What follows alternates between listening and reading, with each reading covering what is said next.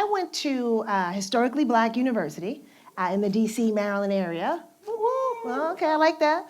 And around that time, I was dating a guy named Mike who had a best friend also named Mike. After that, I went to work with this legend known as the nightclub impresario, a guy named Mark Barnes in the DC area, where I learned so much about how to deliver exceptional customer service. A little bit later, I worked for a guy you might be familiar with, Puff Daddy, P. Diddy, Brother Love Combs. It may depend on what time of day it is. Call him what you like, just don't call him late for dinner. And then after that, today, currently, I serve as the CEO of Lobos 1707, where I'm proud to work alongside our founder, Diego Osorio, and the legend, LeBron James. Hi, my name is Erin Harris, and I also went to a historically black college in the DC and Baltimore area. I also dated a guy named Mike who had a best friend named Mike, but I ended up marrying my Mike. From there, I went to go work for Mark Barnes, who was the guru of hospitality in Washington, DC. He taught me everything that I knew about customer service. And then next, I worked for Sean Diddy Combs, AKA Diddy, Puff Daddy, Brother Love. I guess that depends on the era you grew up in. And now I'm the Chief Brand Officer for Lobos 1707 Tequila with the amazing Dia Simms, Diego Osorio, and King James. Now, do those stories seem the same, or at least similar? Maybe even parallel paths? Well, that's because they are, except for my path is 4 years, 7 months, 10 days, and 32 seconds behind Dia's. So you can call me the younger, more modern version, maybe. Oh, that's a little spicy. Like, I don't think you practiced that part. No, I'm just joking. But sometimes what's old is new. And we both believe this to be true. And essentially, what we know is that what's happened in the past is the pre-imagined. And many times when you're looking for answers to things, they've already been found. And so they may be hidden in plain sight. So like, let's say your history books or the archives, or even in the stories that your grandparents told. Yeah, stories like, there's a movie called Hidden Figures. If you've never seen it, check it out. But it spotlights this group of amazing black women and all this untapped talent that was at NASA. Right, so this takes place in the 1960s, and there's a fierce kind of rivalry going on between was then the Soviet Union and America for the space race. And you had some of the most brilliant minds in America all amassed working to determine a novel, a brand new mathematical solution in order to figure out how to computate getting a manned capsule into space. So everybody's trying to figure out what's the new thing, what's the fresh, what's innovative. And one of those women, the brilliant mathematician, Katherine Johnson, she instead went down the basement, dusted off some old math books, and actually looked backwards. She pre-imagined. And out of those books, she found a tried and true mathematical computation called the Euler's method. I don't know if I have any math heads in the house. No? Okay. From the 1700s. And that ended up being the linchpin which actually unlocked America's future and catapulted us forward in the space race. So hear us out. If what happened in the past is the pre-imagined and those things are amplified or even brought to life, it actually has a powerful impact. And it's not just on people. It's on places, on systems, on things, on industries, and even in the communities that we live in today. I've always been really interested in what drives community. Back, as I mentioned earlier, when I was studying to get my psychology degree, I had a big paper due, right? A big research paper. And I decided to look at the relationship between city planning and societal outputs. How does the size of your lawn, the composition of your block, the race of your neighbor, how does that impact your wealth as a community, your health as a community, your happiness metrics? And during my research, I stumbled across this community called Columbia, Maryland. Now, I didn't know at the time, I was in college, but later on, I would eventually meet a wonderful guy named Keith, actually in Florida randomly, who grew up in Columbia, Maryland. My future work wife, Erin, also grew up about 12 miles outside of Columbia, Maryland. I was just trying to get an A at that point, but I would find out that this unique and special town would have an outsized influence on my life, kind of both personally and professionally. And what made this town so special is the real estate developer, a gentleman by the name of James W. Rouse, who had normally employed all the normal tactics you do when you are developing a community and making sure you're focused on engineering and economics, had a revolutionary concept. He was like, you know what, I think that if you put the right rigor and discipline, the way you plan for a city, that you can actually cultivate higher levels of cultural and racial harmony.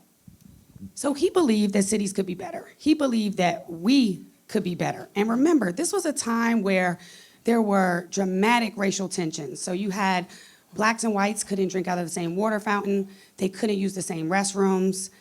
Literally, police dogs and fire hose were used during peaceful protests. And black families had a very difficult time buying houses, let alone be a part of a community like this. But James was onto something, and he didn't realize it then, but by pre-imagining the approach to city planning, he actually uncracked and found a way to approach diversity, equity, and inclusion in the community itself. Yeah, and that still lives on today. I actually grew up right here in New York, but I live now 2 miles away from Columbia, Maryland. So I have a front row seat to what happened. Did it work, right? This was over a century ago. And I'll tell you, just as recently in 2021, Columbia, Maryland's on a hot streak, 4 years straight cited as the safest community in America. Over 50% of the families in Columbia, Maryland earn at least 6 figures or better, right? The schools in Columbia, Maryland are some of the best in the nation. And to the credit of the dream of James W. Rouse, today Columbia, Maryland is actually even more diverse than ever.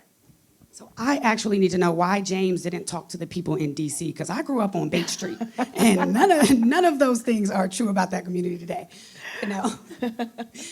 Seriously, what if every developer had this foresight? What if everybody took this approach? The concept was simple and very powerful, and it stood on 4 pillars. The first was equity. The second was self-sustaining. The third was intentional design. And then the fourth, my favorite, was focusing on the product. And like the young kids say, like getting to the bag, yeah. Yes, getting a little money. That's like that. That's what I heard what the kids say, I don't know.